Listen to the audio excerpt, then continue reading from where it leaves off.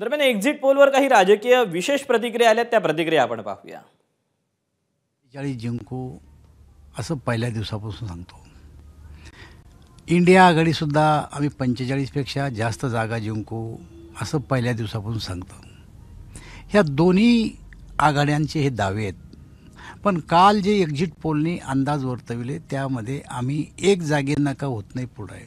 Exit पोलपेक्षा लोकांमध्ये आपण फिरलेले आहात. आपणही पहिल्या दिवसापासून लोकांचा काय नेमकी मानसिकता आहे, ज्या पद्धतीनं लोकांना गृहीत धरून केलं जाणारं जे राजकारण आहे ते लोकांना अजिबात आवडलेलं नाही. त्यामुळे लोकांनी मताच्या रूपात त्या ठिकाणी व्यक्त झालीत आणि निश्चित तो कौल हा सकारात्मक असणार आहे. पण मला असं वाटतं की परवा निकाल आहेच आणि माझा विश्वास आहे की माझी जनता या विकास कामांवर मोदीजींच्या नेतृत्वावर नक्कीच खुश आहे आणि आमचा चांगलाच जनतेचा आशीर्वाद आम्हाला मिळेल. विजयाची नेमकी किती खात्री आहे? पूर्ण खात्री आहे. मनात कुठले धाकधूक नाही, बिनधास्त आहे आणि मला खात्री आहे की सर्वांच्या आशीर्वादानं छत्रपती संभाजीनगरचा खासदार हा महायुतीचा होईल अशी मला 100% खात्री आहे. नवा खासदार कोण? चंद्रकांत खैरे. बाकी कोण आहे? पाहून घ्या तुम्ही. चंद्रकांत खैरेशिवाय कोणी होऊ शकत नाही हे जनतेने ठरवलेलं आहे, मी नाही. मी माझ्या विजयाच्या बद्दल आश्वस्त आहे आणि कुठल्याही परिस्थितीमध्ये प्रचंड मतधिक्याने येणाऱ्या 4 तारखेला जो निकाल लागणार आहे त्याच्यामध्ये या ठिकाणी वर्धा जिल्ह्यामध्ये राष्ट्रवादी काँग्रेस पक्ष, शरदचंद्र पवार गटाचा आणि इंडिया आघाडीचा झेंडा वर्धा लोकसभा मतदारसंघावर निश्चित फडकणार आहे. माझा 100% माझा आत्मविश्वास आहे आणि माझ्या सर्वसामान्य जनतेवर, माझ्या शेतकरी बांधव आणि माझ्या कार्यकर्त्यांवर माझा आत्मविश्वास आहे. त्यामुळे निवडणुकीचा निकाल हा माझ्याच बाजूने लागणार आहे.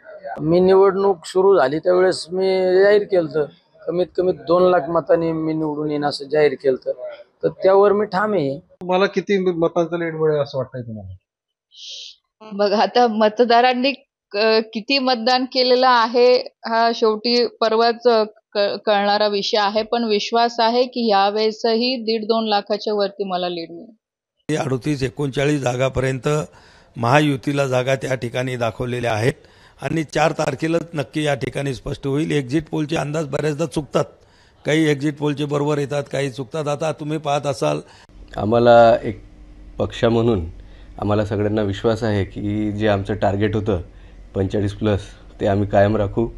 तर नक्कीच हा 45+चा आकडा महायुती आणि भारतीय जनता पार्टी हा आकडा गाठेल एवढा मला विश्वास आहे.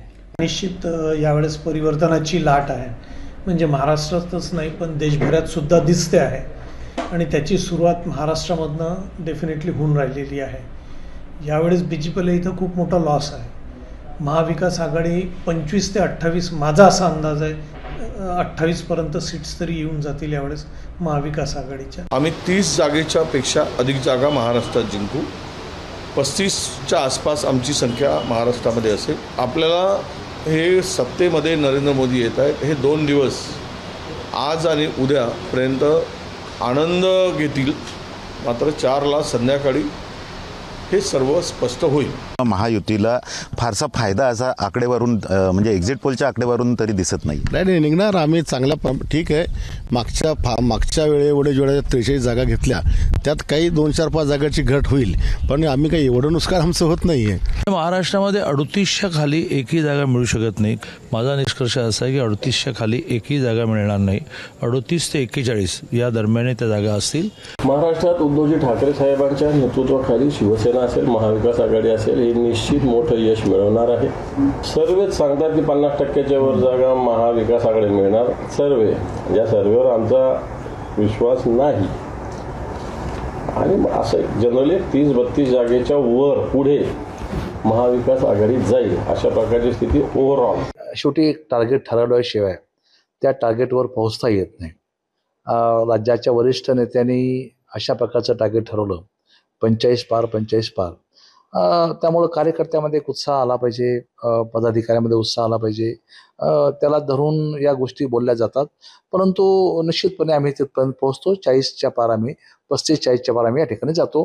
अशा प्रकारचं चित्र एक्झिट पोल काही जरी असलं तरी अशा प्रकारचे चित्र आम्हाला खात्री वाटते की आम्ही हा आकडा पार करू शाहीचा. खरं तर तुम्हालाही माहिती आहे की मी तयार नव्हतो आणि जेव्हा आदेश आला तेव्हा मी घडवले. 13 मार्चला माझी तिकीट घोषित झाली. 19 एप्रिलला निवडणुकीचं मतदान झालं.